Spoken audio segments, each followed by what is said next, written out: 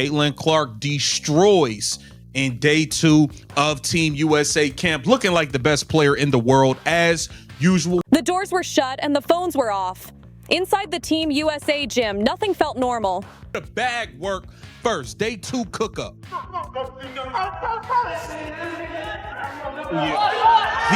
There was no music playing, no casual conversations, no familiar warmth that usually comes with national team camps. This was different.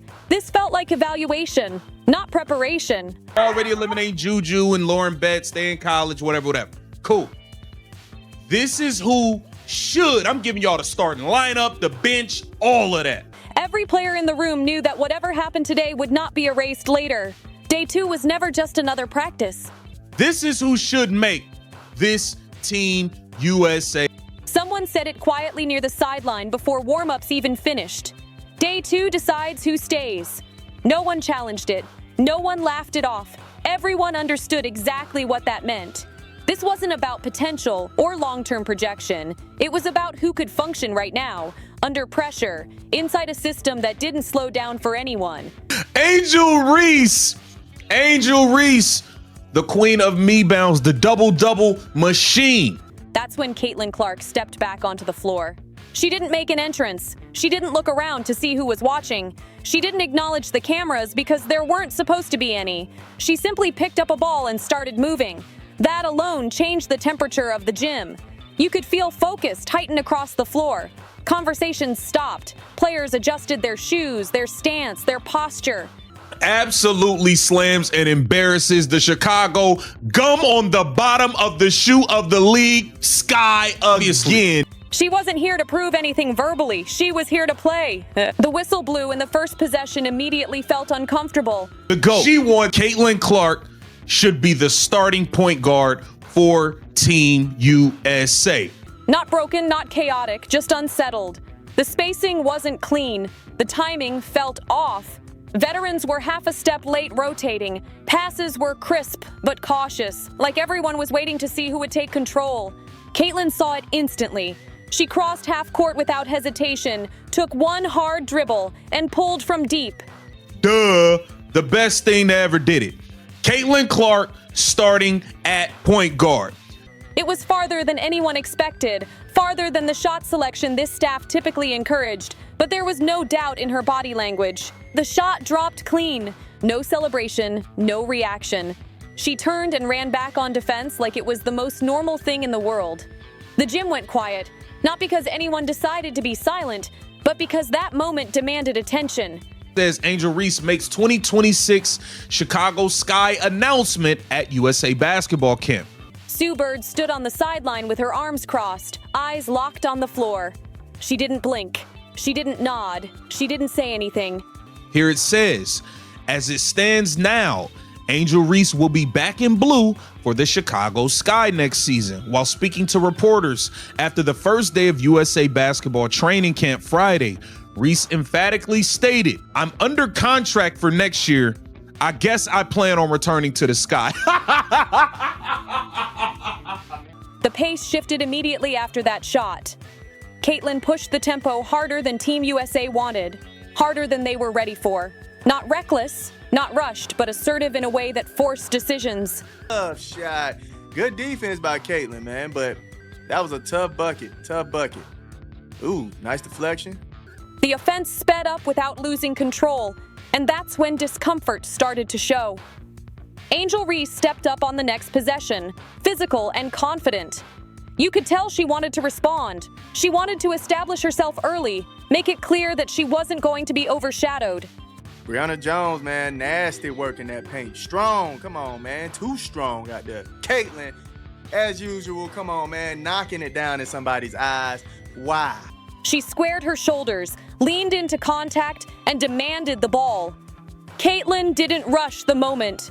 That was the first thing everyone noticed. Angel Reese even coming with a Euro, laying it up, having those lays for lunch. Come on, fam.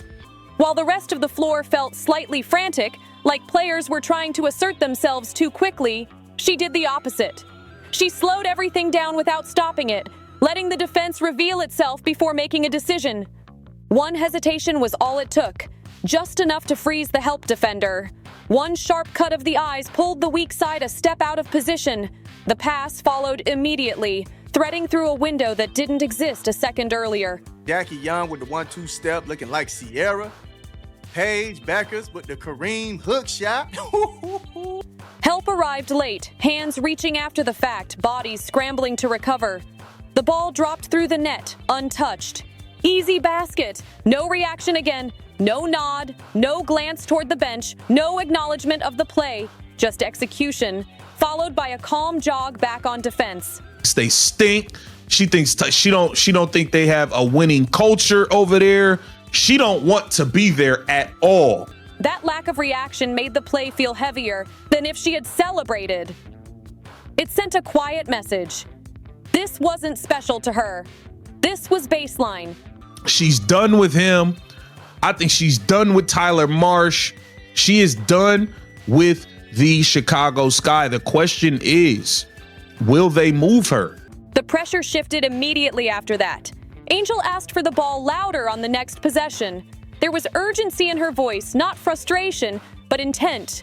She wanted to respond in a way that everyone could see.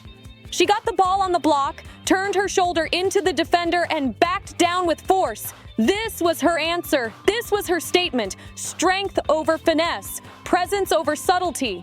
But Caitlin was already there. She rotated early, not reacting to the move, but anticipating it. Her feet were set before the spin even started, balanced, hands straight up. No gamble, no reach, no unnecessary movement that could give a referee a reason to blow the whistle. Just discipline, just position.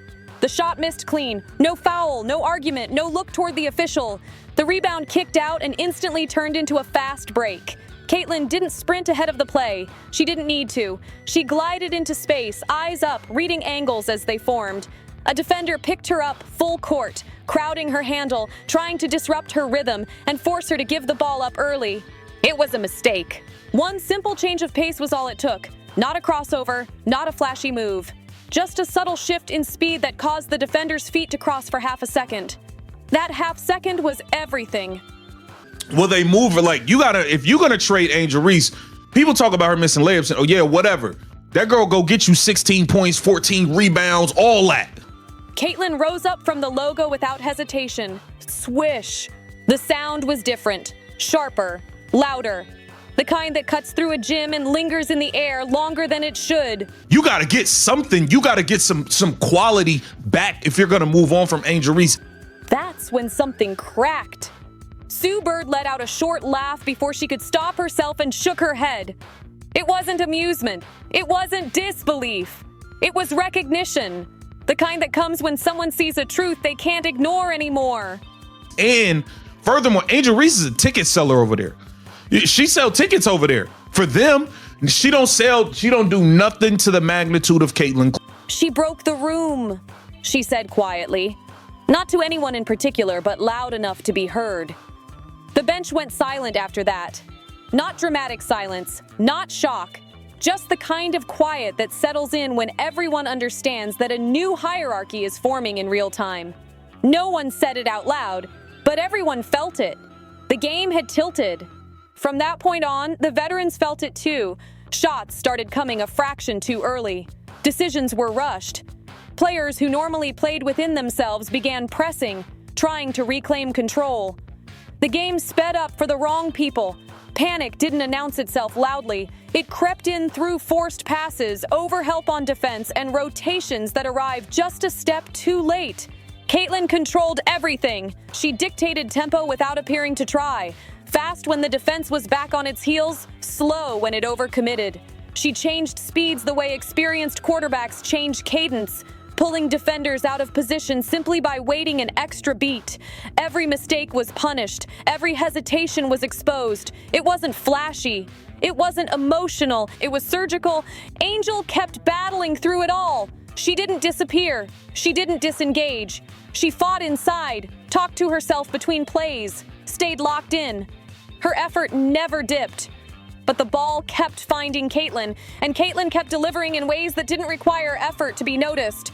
The head coach finally blew the whistle sharply, and everyone froze exactly where they stood. "This is day 2, he said calmly. Decisions are being made. No one sat down. No one argued. They ran it again. Angel got the next touch and backed down into traffic with intent, trying to force the issue before help could arrive. It didn't matter. The defense collapsed immediately, closing the lane before she could finish the move. Caitlin rotated before the action even fully developed, cutting off space without fouling. Another miss. The coach wrote something on his clipboard without looking up. Next possession, late clock, the kind of moment that reveals who is trusted when structure breaks down. No set play, no time to reset. Caitlin took one step back, squared her shoulders, and rose up without hesitation. Swish. At that moment, it stopped being competition. It became separation. Rotations subtly changed after that. Certain players stopped getting touches. Others started deferring without being told to. The adjustment wasn't coached. It was instinctual. Sue Bird walked past Caitlin along the sideline, and Caitlin lightly tapped her shoulder as she went by. "They weren't ready," Caitlin said quietly. The final whistle blew. No speeches, no explanations. Players walked off the floor already knowing something had shifted in a way that wouldn't be reversed. On day 2, Caitlin Clark didn't just come back. She made the decision inevitable. And that's when the real tension started. The gym didn't empty right away. No one rushed to the locker room. Assistants huddled quietly, clipboards closing without discussion. There were no laughs, no small talk, no music filling the space to relieve the pressure.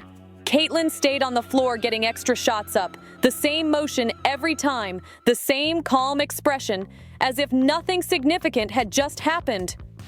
Angel Reese sat on the bench staring straight ahead, arms wrapped tight around herself. Her breathing was slow and controlled, but the frustration was unmistakable. Not explosive, not dramatic, just heavy. The coach walked back out and spoke without raising his voice. "This program isn't about names," he said. "It's about timing, reads, and trust." No one responded. They ran one final controlled set. No crowd noise, no energy music, just pure evaluation. Caitlin ran the offense and called the action herself. Veterans followed without hesitation. That was the difference. She hit a cutter without looking, relocated to the wing, got the ball back, and knocked down the shot. Swish. No reaction from the bench anymore. It was expected now. Angel got one more touch and tried to power through traffic. The lane closed instantly. Her shot was blocked clean. The sound echoed louder than before. Sue Bird exhaled slowly. "That's international basketball," she said quietly. "You don't get space." The drill ended. The coach blew the whistle one final time. "That's enough." Players lined up. Some avoided eye contact. Some already knew where they stood. "This camp is about who elevates everyone else," the coach said. "Not who needs the game to bend for them." Angel nodded once, jaw tight. Caitlin stayed still, eyes forward. They were dismissed. Phones buzzed immediately. Messages flooded in. Speculation started before anyone reached the door. Sue Bird stopped Caitlin near the tunnel. "Keep doing that," she said. "They'll follow." Caitlin nodded. No smile, no celebration. Because this was never about winning a drill.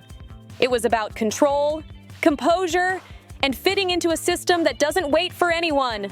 And inside that locked gym on day 2 of Team USA camp, one player proved she could run the room. Another realized the margin was gone. No announcement had been made yet. No headline had dropped yet. But everyone inside knew the decision didn't happen later. It happened right there,